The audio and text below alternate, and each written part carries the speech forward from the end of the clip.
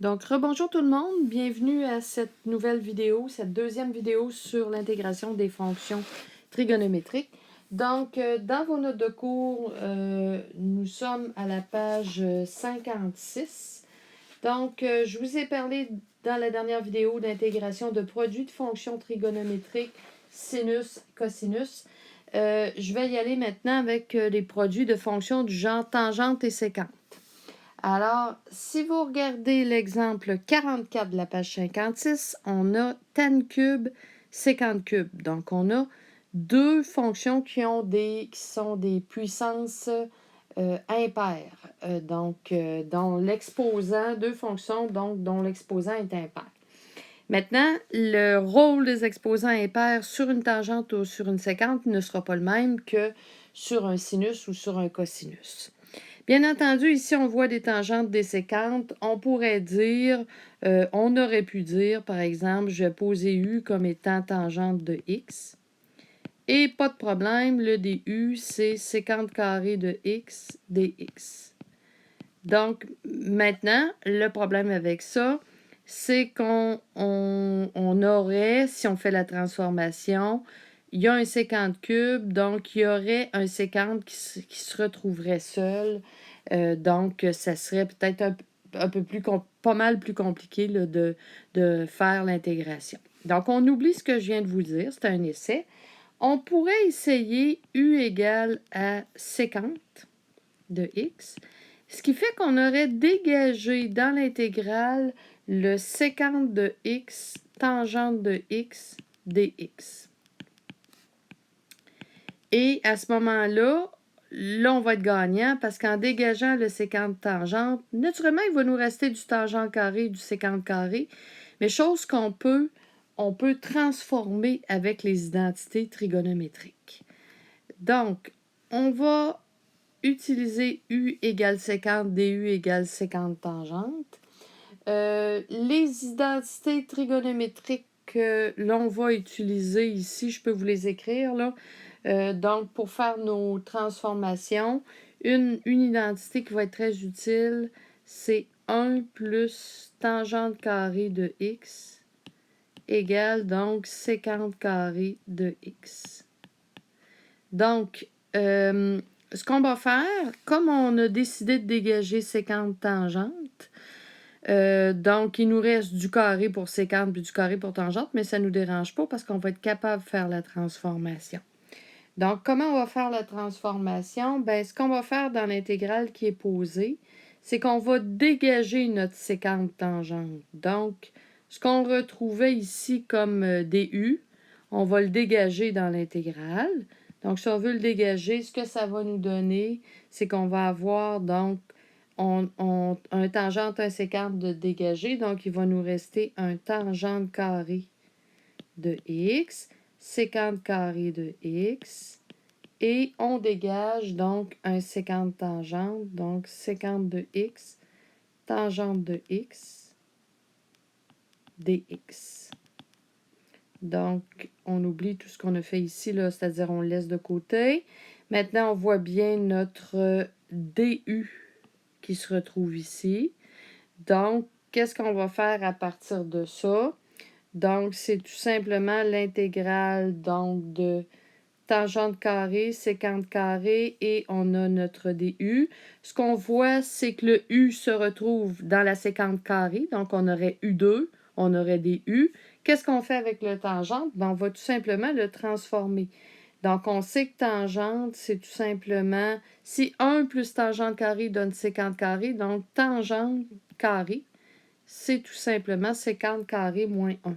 Donc, on va l'écrire, on va avoir ici sécante carré de x moins 1. Ça, c'est notre tangente carrée qui a été transformée. On a sécante carré de x et on a le sécante tangente qui reste dans l'intégrale, bien entendu. Donc, qu'est-ce que ça nous donne? Est-ce qu'on est capable de transformer notre intégrale en termes de U et de DU? Parce que c'est ça, un changement de variable. On a bien entendu notre DU ici. Et tout le reste de l'intégrale peut s'écrire en termes de U. Donc, on va avoir l'intégrale de U à la 2 moins 1 Sécante carré, on parle bien de u à la 2. Et on a notre du à côté. Donc, ce qu'on a ici, c'est l'intégrale de u4 moins u2, donc du. Donc, ce que ça nous donne simplement, c'est u5 sur 5 moins u3 sur 3, plus une constante d'intégration. Donc, si on ramène en termes de la variable de départ, donc le x, donc ça nous donnerait sécante à la 5 de x sur 5 moins sécante à la 3 de x sur 3 plus une constante d'intégration. Donc, un peu plus difficile peut-être. La plupart des gens trouvent ça un petit peu plus difficile qu'avec sin et cos. Peut-être qu'on utilise moins les identités 1 plus tangente carré égale sécante carré. Mais ça demeure que c'est quand même relativement facile lorsque les deux exposants sont impairs. Comme ça, on est capable de bien travailler notre intégrale. Alors, on poursuit avec un exemple différent. Somme toute, donc, l'exemple qu'on retrouve donc à la page 57, qui est l'intégrale de sécante cube de x dx. Donc, une intégrale un peu particulière, je tiens à le dire.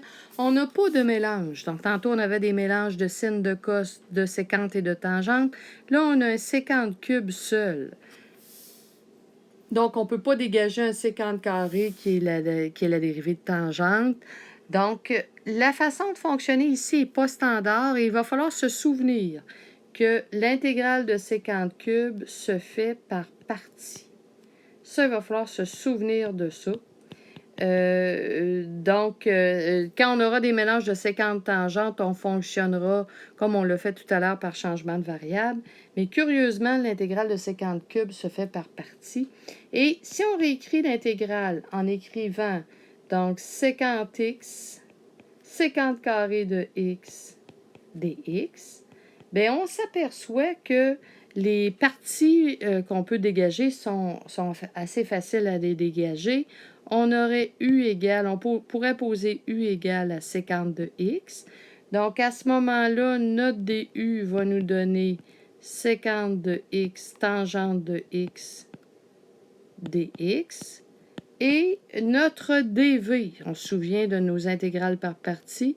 Donc, notre dv va nous donner sécante carré de x dx. Et donc, le v, c'est l'intégrale de sécante carré. Donc, le v va donc être tangente de x, tout simplement. Donc, on se retrouve avec l'intégrale par partie, qu'on va faire comme n'importe quelle intégrale par partie. Donc, u fois v moins l'intégrale de v du. Donc, on se souvient. Donc, ça veut dire u fois v, sécante x tangente x. Donc, ça, c'est bien u fois v, moins l'intégrale de v du.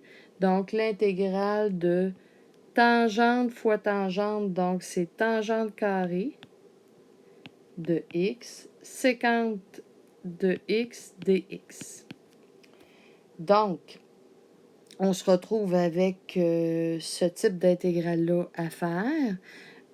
Maintenant, si on regarde un petit peu plus, ça demande quand même un petit peu plus d'intuition, ce genre d'intégrale-là. Donc, comment on va faire l'intégrale de tangente carrée sécante? Donc, c'est quand même assez embêtant.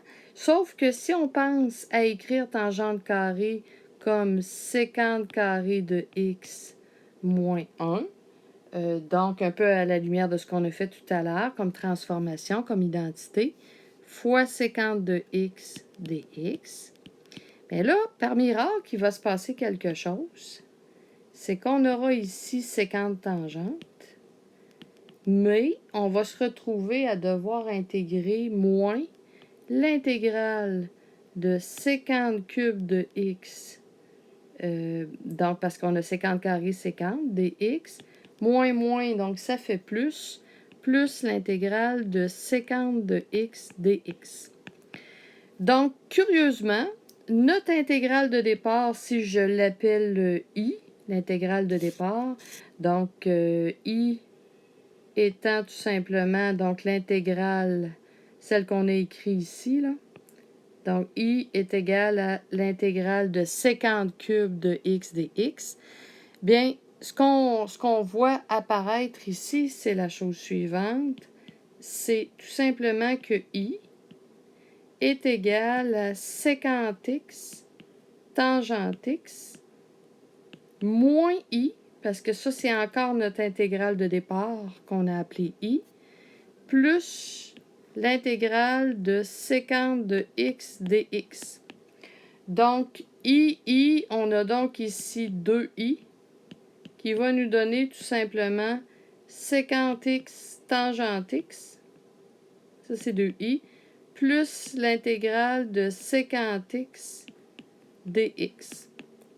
Donc, 2 fois l'intégrale cherchée nous donne ce qu'on a là ici. Donc, ce que ça veut dire tout simplement, c'est que I va être la moitié de ce qu'on a de l'autre côté. Je vais quand même élaborer un petit peu plus sur le 2i. Le 2i va nous donner sécante x tangente x, mais je peux vous donner le résultat de l'intégrale de sécante. Si vous regardez dans vos formules d'intégration, ça, c'en est une qui est moins connue, mais on aurait ln de valeur absolue de sécante x plus tangente x. Donc, sécante x plus tangente x. Donc, ça, c'est l'intégrale de sécante x, qui est moins connue, plus une constante d'intégration. Donc, 2 fois notre inconnu nous donne sécante x tangente x plus ln de valeur absolue de sécante x plus tangente x. Donc, notre inconnu, notre fameuse intégrale de sécante cube, va nous donner la moitié de tout ça. Donc, 1/2 de sécante x tangente x plus ln de valeur absolue de sécante x plus tangente x, naturellement, plus une constante d'intégration. Donc, cette intégrale-là, je la considère comme difficile. Je pense qu'on devra avant tout développer l'habilité de travailler les mélanges des sines et cos et des sécantes et des tangentes. Rappelez-vous toujours que lorsque vous aurez des intégrales avec une sécante à la 3, à la 5, vous allez toujours travailler par partie. Et ce qu'on vient de voir ici avec le i, et donc le i qui se retrouve, c'est que cette intégrale-là est récursive. Donc, non seulement c'est une intégrale par partie, mais une intégrale par partie récursive. Donc, il suffit de se souvenir de ça pour le sécante cube, puis je pense qu'on va être capable de bien travailler si on rencontre une autre intégrale de ce type-là. Maintenant, je passe à l'exemple suivant. Alors, en fait, dans vos notes de cours, si on regarde les cas particuliers que vous allez retrouver, l'intégrale de sécante, vous avez une formule et ça demande vraiment une astuce particulière pour la faire. Donc, cette intégrale-là, je ne la ferai pas. Donc, je passe cette intégrale-là. Et je vous dirais que l'intégrale que vous avez de l'autre côté, c'est-à-dire pour l'autre exemple, l'exemple 46, je ne la ferai pas non plus. Je vais plutôt vous faire un résumé de façon de faire selon les produits de fonctions trigo qu'on a. Mais juste vous faire une petite idée de ce qu'on ferait ici. Cette intégrale-là pourrait se faire tout simplement, c'est vraiment une astuce très, très particulière. Donc, elle pourrait se faire en multipliant par une forme de conjugué de l'expression. Donc, c'est excessivement particulier. On ne rencontre pas ça souvent.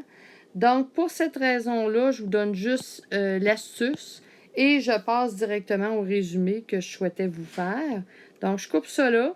On se fait un petit résumé des techniques d'intégration. Donc, on a vu concernant les fonctions trigonométriques. Donc, si on regarde l'intégrale de sinus, si j'ai une fonction sinus à la m de x, cosinus à la n de x dx. Donc, la première façon de faire que j'ai présentée, lorsqu'on a des puissances paires ou des puissances impaires, on ne fonctionne pas de la même façon. Alors, on se souvient que si on a un impair, ce qu'on fait, je vais tenter de vous résumer ça le plus simplement possible, là. On isole la fonction dont la puissance est impaire. Donc, on va pouvoir dire qu'on isole la fonction dont la puissance est impaire.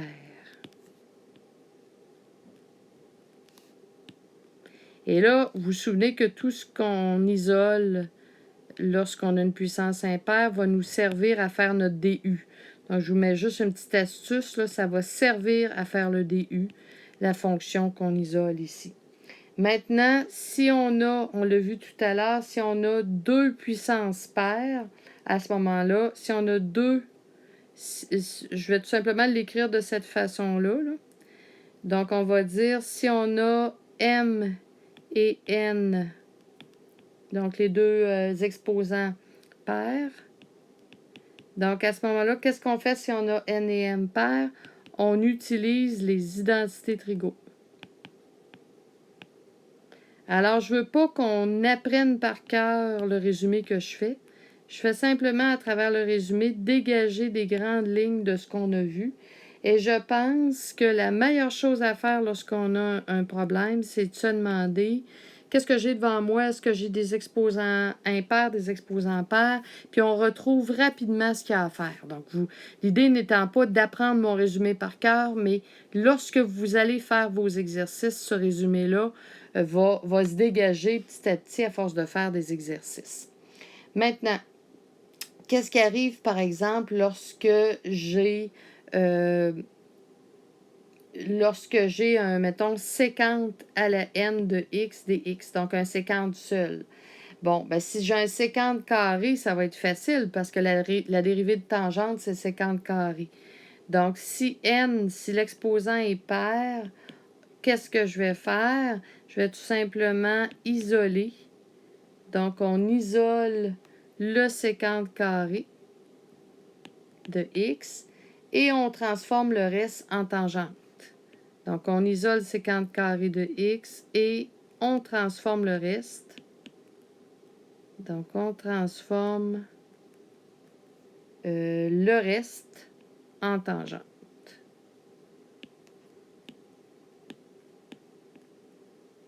Parfait. Maintenant, si le n, l'exposant, est impair, donc on l'a vu tout à l'heure avec séquente cube, ça aurait pu être le cas de séquente 5. Donc, à ce moment-là, on travaille avec l'intégration par partie. Parfait. Maintenant, qu'est-ce qui arrive si on avait tangente? Donc, tangente à la n de x dx. Bien, encore là, dépendant de est-ce que n est impair ou si n est pair, on travaille différemment. Donc, si n est pair, donc on a tangente carrée, tangente 4. Donc, à ce moment-là, tout ce qu'on a à faire, c'est qu'on aurait à transformer en séquente carrée. Donc, on transforme ce qu'on a là en séquente carrée.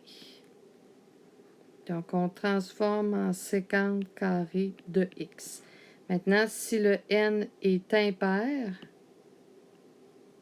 donc si le n, l'exposant, est impair, donc c'est quand tangente cube, par exemple, on va chercher à isoler un tangente et on transforme le reste en séquente carrée. Donc, on se souvient que la dérivée de tangente est séquente carrée. Donc, c'est comme ça qu'on va y arriver. Donc, on isole un tangente, naturellement. Donc, on isole un tangente x parce qu'il est impair.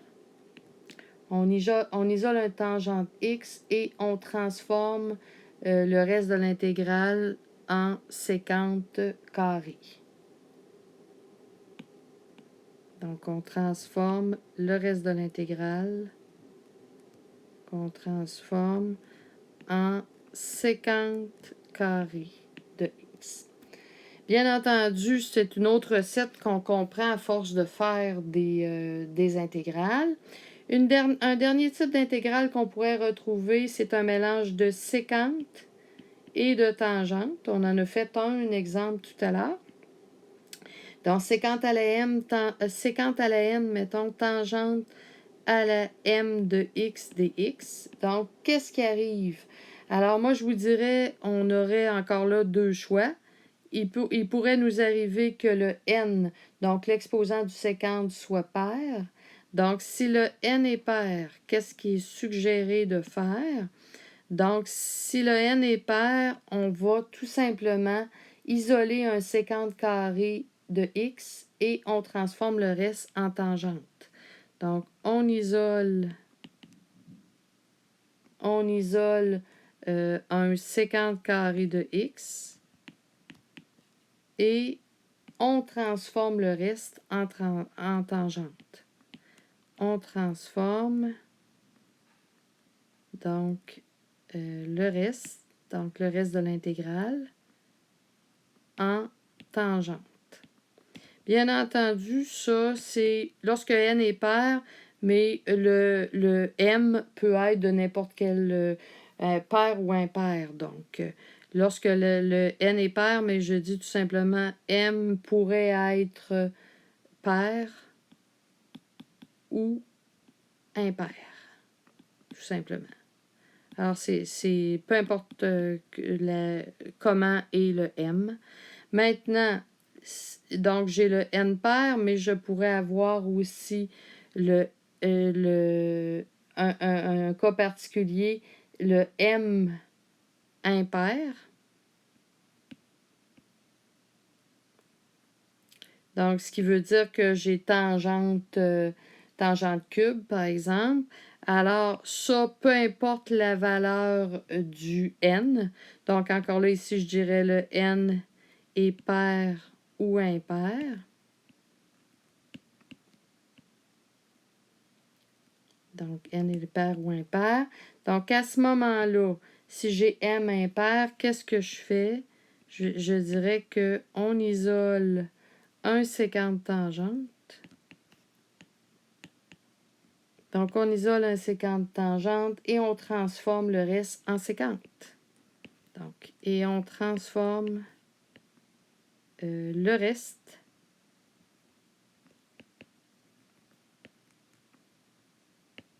donc en sécante.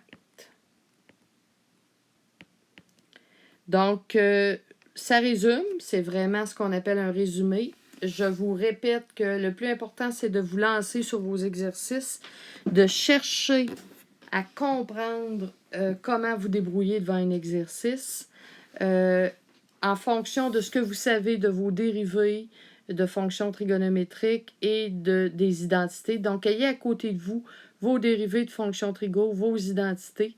Puis à partir de ça, vous allez être capable de comprendre comment fonctionner. Et si mon résumé peut vous aider pour vous débloquer de temps à autre, tant mieux, mais je répète que ce n'est pas un résumé qu'on devrait apprendre par cœur, mais qu'on devrait comprendre avec la pratique, tout simplement. Donc, je termine mon exposé, ma vidéo sur les intégrations de fonctions trigonométriques ainsi. Donc, le résumé est entre vos mains et je vous laisse travailler. S'il y a des questions, on y reviendra un petit peu plus tard.